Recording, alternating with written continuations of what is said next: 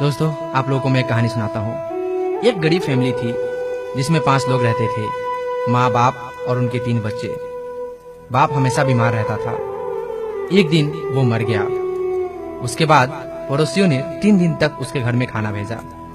बाद में भूखे रहने के दिन फिर से आ गए। माँ ने कुछ दिन तक जैसे तैसे बच्चों को खाना खिलाया, लेकिन कब तक, आखिर फिर से भूखे रहना पड़ा। भूखे रह रहकर 8 साल का बेटा बीमार हो गया और बिस्तर पकड़ लिया। एक दिन 5 साल की बच्ची ने माँ के कान में पूछा, माँ, भाई कब मरेगा? माँ ने झट से पूछा, ऐसा क्यों पूछ रही हो? बच्ची ने बड़ी मासूमियत से जवाब दिया, जिसे सुनकर आपकी आंख में भी आंसू आ जाएंगे। बच्ची का जवाब था, माँ, पापा मरे थे तो पड़ोसी ने खाना दिया था, अब भाई मरेगा तभी तो पड़ोसी खाना देंगे ना। दोस्तों, खाने में गरीब का भी हक होता है। हम लोग बारात में जाते हैं, पार्टी पे जाते हैं, अपने घर में भी काफी खाना बर्बाद कर देते हैं। आप लोगों से मेरी विनती होगी कि प्लीज उतना ही खाना अपने थाली में रखें जितना आप खा सकते हैं।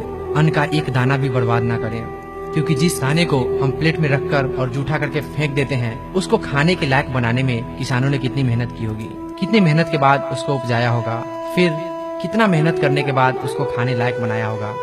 माँ ने कितनी मेहनत करने के बाद उसको पकाया होगा, फिर वो हमारे थाली तक पहुँची है और हम उसको बिना खाए फेंक देते हैं। तो प्लीज अन्न का एक दाना भी बर्बाद ना होने दें। अगर हमें 2 वक्त का रोटी मिलता है तो हमें ये भी सोचना चाहिए कि लाखों लोग ऐसे हैं जिन्हें 2 वक्त की रोटी भी नसीब नहीं होती। तो प्लीज अन्न का एक दाना भी बर्बाद ना करें। अक्सर हम होटलों में जाते हैं और हम बहुत सारे खाने का ऑर्डर कर देते हैं और आधा आधा खाकर आधे को ऐसे ही छोड़ देते हैं।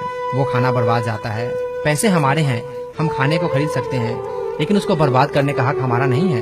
हम उसे बर्बाद नहीं कर सकते हैं। इसलिए प्लीज होटलों में या भोज में उतना ही ऑर्डर करें जितना आप खा सकते हैं।